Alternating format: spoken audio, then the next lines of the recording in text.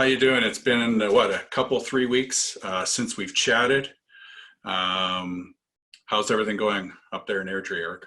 Yeah, it's doing good there, Rob. How about yourself? I'm doing okay, but I'm getting real bored with this not racing thing. Like this I know, has gone on long enough. And right? on Exactly. that topic, we got a guest speaker came in and was nice enough to give us a chat. We kind of wanted to get a lowdown, Eric and I did, on what's going on in racing up at Castrol Raceway. For people who don't know, Castrol Raceway is a track that is just outside of Edmonton. It's a multifaceted motorsports facility. One of the world-class, or certainly in Canada, one of the top facilities that I've been at. The clay oval used by the sprint car and stock car modifieds. They've got a quarter-mile raceway, full NHRA classes right from top fuel to street. Particularly that street program, their street legals on what Friday night is quite a good community service that they do to get people off the streets, and where you can really, stomp on those cars, those street cars on a Friday night in a safe environment. I mean, they have full ambulance, safety crew, everybody there. They got a road course that's 2.7 kilometers that's used for motorcycles, sports car enthusiasts. But we got the Northern Alberta Sports Car Club, which is a competitive class. We've got track junkies where they're doing open lapping, where just automotive enthusiasts are doing it for fun. I believe they're not passing, and they got, some of them have really nice cars. Same kind of program with motorcycles is Track Attack. And on that note, we have Kimberly Reeves, the owner of Castrol, came on to tell us, about her facility, what's going on in her facility, how this COVID-19 pandemic has affected your business. And Kim, hi, how you doing? Thanks for joining us. Welcome. Thank you very much. I am doing pretty darn good today, actually. I got to tell you, it's telling me my internet connection is unstable. That's just popped up. So just in case I go away. Yeah, it's been an interesting spring, let's say that. Not a whole lot of fun, but today I got a little bit of, brighter news on the horizon. So I'm pretty happy about that. And so, yeah, we are getting a little technical issue here. I think, Kim, you're locking up on us. It didn't do that before. No, it didn't, but it could be just a little bit of a blip here. So tell us how, is your business is obviously hasn't been open. Eric and I certainly know it hasn't been open. Yeah, no, it's been tough. I mean, at this time of year, we should be in full swing. We should have events running pretty much every day. In the season, we have 100 plus, part-time seasonal staff. Unfortunately, at this time, we haven't had the opportunity to employ our new seasonal staff. We've been, in a really dire predicament where we've had to temporarily lay off all of our office team that helps organize everything, and the gates have been closed. So that's been the sad part of this year. The happy part is the new regulations with phase 1. We actually meet the criteria for outdoor recreation. So over the next, we're going to open our gates on Friday night. This Friday night? This Friday night. No street legal this Friday night. We're going to have to wait until next week for that. But this Friday, Saturday, and Sunday, we're going to be running motorcycle track attack on the road course. Wow. Cool. Well, that's pretty exciting. Now, you're opening in the next 48 hours. Right. Go from no work to, oh my God, a lot of work. No kidding. And so what does this mean? So you have your motorcycle racing this weekend. What does it mean for the rest of your season or schedule? So right now the schedule is set. So what you see for the rest of the season is what we're anticipating. With this phase 1 outdoor recreation guidance, we can't invite or welcome our fans and spectators quite yet. Looks like that won't be an integration until phase 3 with the, Relaunch Alberta. But our participant-based programs, so street legal, bracket drags, events on the road course being EMRA, Track Attack, NASCC, those participant-based events, we can move forward with hosting those events. So everything that you see on the schedule is where we're, going to. We did have to, unfortunately, cancel the Rocky Mountain Nationals this year. So that's postponed until 2021. We just didn't feel that we were going to have an opportunity to welcome the guests and the fans back, and really hosting the national event without fans is not going to be a whole lot of fun. Absolutely. And no different from any other large racing facility. I understand are in the same situation as you guys. So that's pretty exciting. So what you're saying is, as racers, Eric and I, we're going to be stomping on the pedal. I think there's a drag race scheduled for not this up and coming weekend, but the next weekend. It's like the 23rd or something like that. Got it. We will see you back on next Saturday and Sunday. Well, that's really exciting, for sure. Exciting stuff. Yeah. Well, I think maybe what would be wise for us to do is talk about what's it going to be like, so everybody understands what's it going to be like, because I'm guessing there's going to be some pretty big guidelines on what we have to do and what we have to follow to pull this off, because restaurants are opening in very limited capacity, and I'm sure racing is going to have its own set of guidelines. Definitely. There's going to be a lot of new stuff. And I guess for me, the most important thing that I would ask of our motorsport community is patience. It's new for us as well. And a lot of these new policies and procedures that we've, implemented to get prepared, get ready to open, are in the abstract. We're going to learn a lot over the next few weeks. And I'm sure there's going to be a lot of tweaks and refining. But there are, we've made a lot of adjustments, especially within the drag community, to enhance the physical distancing, one, amongst the competitors, and then of course, two, amongst the competitors and the staff. Everything is going to be electronic. We're really eliminating the days of paper. That's probably the biggest piece of the puzzle. The first and foremost being, the electronic waiver. Gotta get everybody to get online and sign that smart waiver sooner than later. Yeah, so generally, I guess everything we did where we touched things, or your staff touched our things, that's being eliminated, right? It really is. Yeah, it's going to be a whole brand new, experience. Of course, motorsport is so social. Our motorsport community is so social. Right. It's going to be different. Well, Kimberly, I know you had a very well-written document on your website. And I thought maybe why don't we go through this document a little bit. It has a lot of outlines of things we should follow, and I thought maybe I'll share our screen so people can actually see this document and be comfortable with how it works, because I know you have a lot of links in this document. So you guys can see my screen, can you? I sure can. So again, just like you were saying, the waivers. So there's 3 waivers here. Kim, why don't you explain them to us? So of course, we are only opening the gates for participants, designated crew, and immediate families that have sheltered in place together or quarantined together, of course, are welcome to, visit the facility together as well.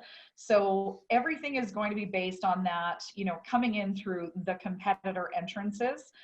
Adult participant waiver. So if you are a adult driver, adult crew, we need you to get this waiver signed. Minor participant waiver being junior dragsters, and then of course anybody who's under 18 that may be participating. On the drag strip during street legals, we see a lot of 16, 17-year-olds. Same with Track Attack on the road course. So anybody who's coming into our facility, regardless of the program, needs to sign this electronic waiver. And we will just check you in. You only need to do it once throughout the season. And then we check you in every time you visit the facility. So we'll have a record of each and every time that you been on property. And then of course the minor attendee waiver. So that one's a bit different. That's if you're not racing or participating, but you know what, maybe you've arrived as a family and you have a younger sibling. We need those waivers signed for those children as well. So, you know, getting these done sooner than later is really, really important.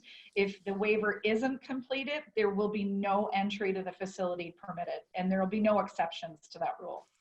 Well, I filled this out. I thought it was pretty straightforward. You ask a bunch of questions, you kind of initialize, right? Eric, this PDF form. I noticed it emails me back a confirmation that I completed it. So you want to make sure you get your email back. And obviously, Kimberly, it must email you.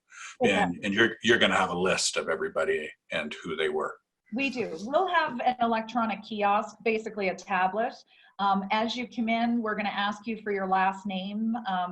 There is a function for QR codes and scanning. We just don't have the equipment to do that yet. So basically, Gotcha. staff are going to ask your last name. We're going to look you up. We're going to make sure your waiver is completed, because it does flag if, you know, within our system, if it isn't completed accurately. One of the things that I'm going to really, really stress is please bring ID with you. I know that there's so much, so many people within the motorsport community that are familiar with each other and maybe know each other on a first name or a last name basis. We are still going to be checking IDs for that, you know, initial period, because you have to consider there, it's not just the drag community coming in. We're going to have people coming in on the road course, and there's different events on the road course every weekend. So when we ask you for that, to confirm, you know, that you've done that waiver, staff are not necessarily going to know everyone, and we need to verify that with a piece of ID. Yeah, and I noticed when I filled out the form, it asked me for my driver's license number. Yeah. So that's the one. It was the one piece that I needed when I filled it out. So just a heads up for everybody there. So let's continue on down the form, and the facility fees. So obviously we have to pay our $75 drive, well, for drag racing anyway, and I think, is it $25 or $30 for crew? I can't remember. 25 for crew. 25 for crew. So we can do this all online by your website, and certainly this PDF document, you can link to it. And you have it set up for every single date, every race day that there's a drag race, there's an icon, and I can just add to cart like I'm buying something off Amazon kind of thing, right? Absolutely. Just very, very standard online shopping. Yeah. Okay. Just instead of, you know, getting an item, your item is going to be your registration fee. Again, very important to do that in advance. It doesn't have to be done weeks in advance. You can do it, you know, from the road coming in if you choose, but we will not have any transactions available at the entry gate. So all entry has to be done in advance, so that we just have to scan either a printed copy or scan it right off of your phone. Gotcha. And now the pit stalls. So I noticed one thing I just read here, looking at it, one-way traffic flow. So you're gonna do like Safeway's doing, basically, right? Exactly what we're doing. Right. Yeah, everybody's going to. Mike is going to put, you know, duct tape arrows on the ground. But again, you know, we're just doing everything that we can to enhance the physical distancing.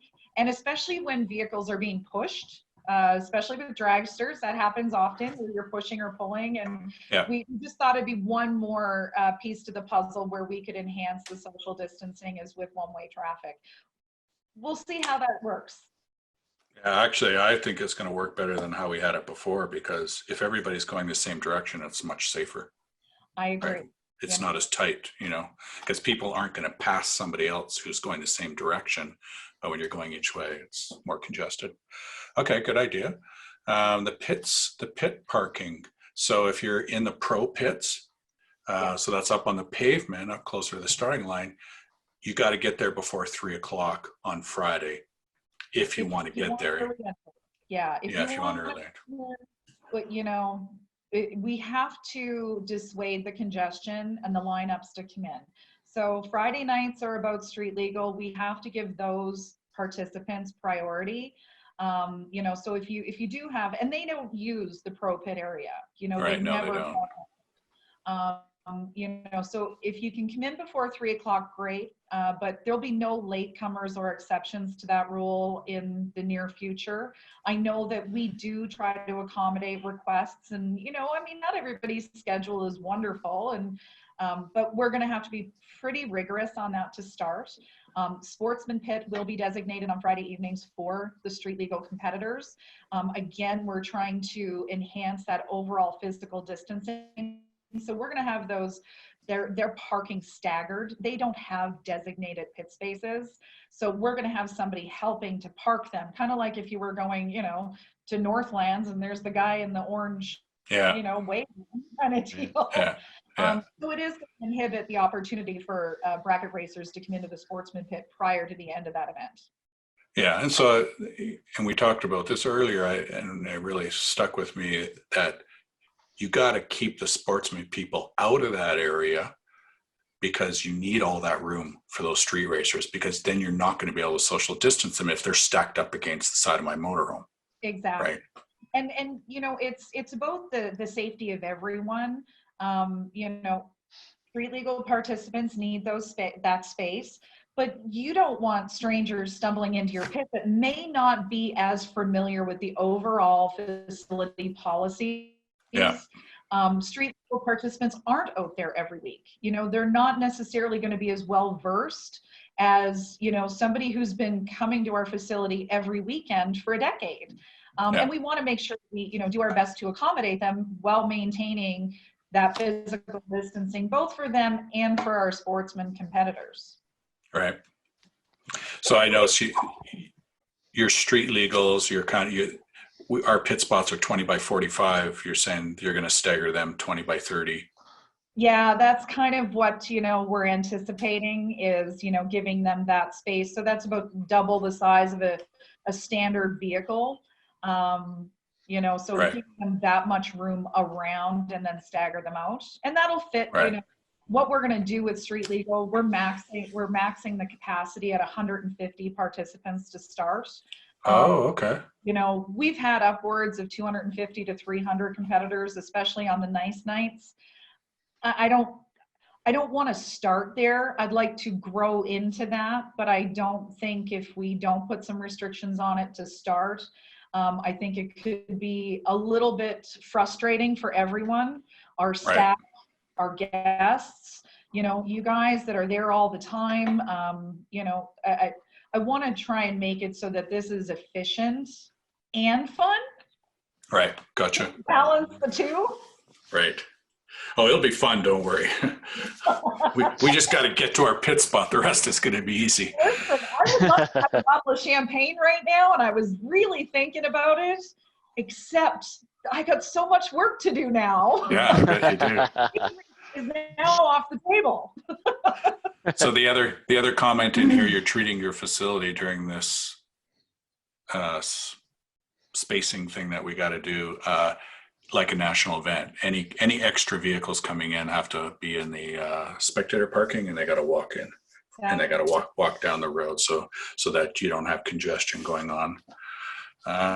Grandstands, we didn't really talk about this, but you're closing one of the grandstands, I think, right under the tower, and all the other grandstands are open. Is that what's happening? Yeah. So the little one that, you know, is kind of designated as the racer one. Yeah. That crew grandstand that's at the starting line, the racer one, that will be closed. You know, it's too small of a grandstand for us to even try to manage it. There's 2,500 seats right over there. Go use those and physically distance in those, right? So, and then on the other side, there's, you know, another 9,500 seats. Use those. But that little racer grandstand is just going to be too difficult for us to try and manage. You know, that 6 foot apart and only 15 people, and then who do I pick, right? You know, at that point, I'm going to have somebody mad at me. I don't want that either. Well, you got to think, Kimberly, that there's going to be a lot more people, crew people, that are not coming in the staging lanes, right? No, they're going to be going to the stand. So, you know, that little area was never going to work anyway, even if you could pull it off. So it's just going to be more people. And just another 100 feet away, right? So Yeah, because people typically We want hung to out. welcome everybody to, it was a very much a hangout spot. Yeah, And it's great if that's your car in the lanes, but there's no way we could possibly manage it and make it so that it was, meeting those standards that are required by our government. right. And so let's talk about time slips again. We're not touching each other's stuff. Yes. And so time slips fall into that category. And so how are you going to be managing that? Okay, so for our bracket racers, anybody who owns a pit stall is going to get a complimentary membership to 1320 Go. Now, you might be familiar. We've had 1320 Go at our facility for at least a decade. And it gives full, run data analysis for every pair that goes down the racetrack. And Kim, it does it live. I think that's the key thing. Exactly. It's a live thing. Yeah. Exactly. And we live stream, of course, as well. So you can log on to 1320 Go and watch it when you're at home, or, especially in today's day and age. Maybe you have a mom or a dad or a brother or sister that cannot come to the track with you because it's not going, maybe they're susceptible to COVID, or Right. Maybe they've just been traveling. They can actually log on to 1320 Go and watch your passes from our facility as well.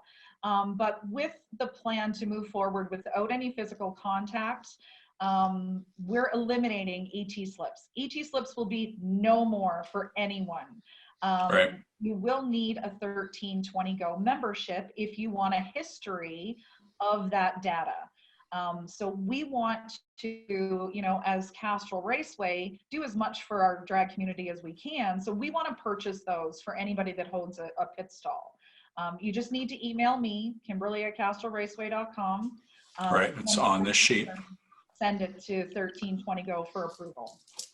And you got to, again, do that way in advance, because to make that happen on the race weekend, it's not going to happen, because not only you have to do it, but 1320 has to do a step too. And to think that can happen on the weekend is not realistic. Yes. The more that you can be ready now, the more, fun we're going to have next weekend. Right. I don't want to turn anyone away, and I don't want to tell somebody I can't accommodate them. But the reality is that we cannot do everything at that 11th hour. So the more the motorsport community can be ready and be prepared now, the better. So yeah, if you own a permanent pit stall and you need a 1320 Go membership, please email me soon. And of course, for street legal, if you have a friend, take a screenshot or get your 1320 Go membership. The membership is not, terribly expensive. It's $25 US. So if you're somebody in the street legal program that comes on a regular basis, it's a really good, solid investment. If you're only coming out once or twice and you have, a friend with you or a family member that is traveled with you, take a screenshot, share it amongst yourselves. I can tell you 1320, I can go back 6 years ago and look at a specific run. People are always wondering, how did my car run on, certain conditions many years ago when I had a different engine combination. I mean, it's historicalizing all that stuff. So then the tech, let's talk about tech. How am I going to get tech done? So to start with, there is a link right on our website. So we want you to download and print the tech form yourself. We would like you to complete it at home prior to arrival. And then, of course, you're going to go into tech as you always would, but stay inside your vehicle. Don't get out of your vehicle for any reason unless the tech inspector asks you to. And, for full body cars, just roll your window down a little bit and hand your tech form out through the window. For dragsters, a little bit different. You're going to have your helmet on anyway, or have some kind of face mask on when you're in tech. I mean, they are an open, exposed vehicle, to the driver, but there should be no reason that we're ever going to encroach on that 6 foot physical distancing for any of it. Now, moving forward, hopefully within the next week or two, you're going to be able to complete your tech form online and in electronic format that automatically gets uploaded to our system. So then you just need to show up at the track. We take your last number and we'll be able to pull your tech card up instantly. Yeah, that will be handy.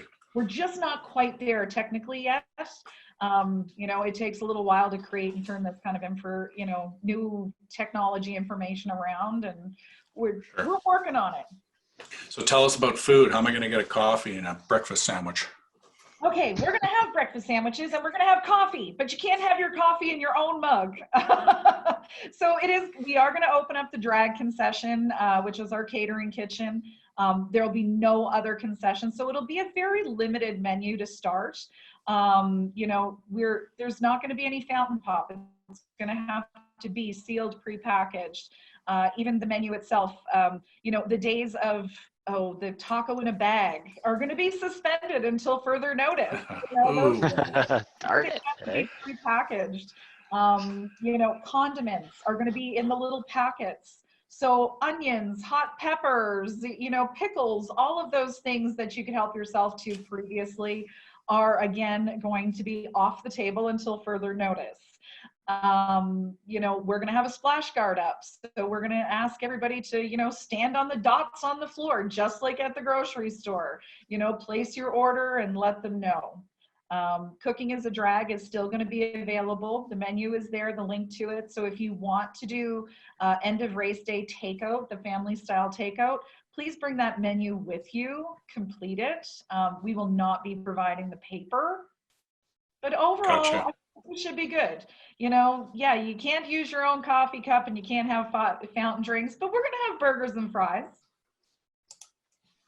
Right on. That's so exciting for us to hear that we're actually finally going to be racing. I mean, Eric, I can't believe it. We've been sitting around doing nothing. I've had my race car apart so many times.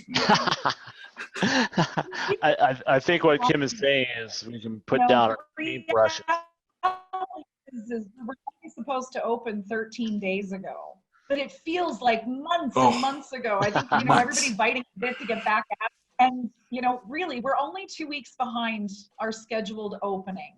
But it feels dramatic. Well, Eric and I were supposed to be in Vegas. We should have had about 70 laps down the track by now anyway. And we were supposed to have $400,000 or $500,000 in our pocket. Didn't happen. So yeah, that's good.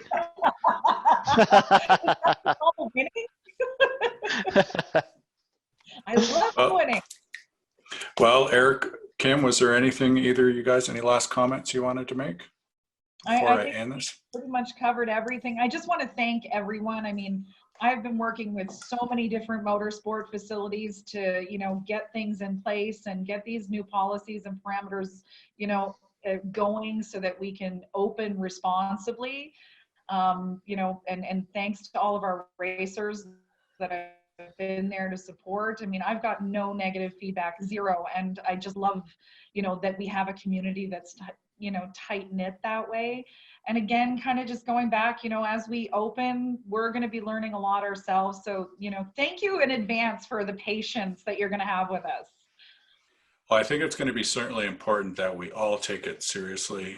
And I think every racer does put in this effort because this is a big deal for the racetrack to open, and we certainly don't want to jeopardize anything.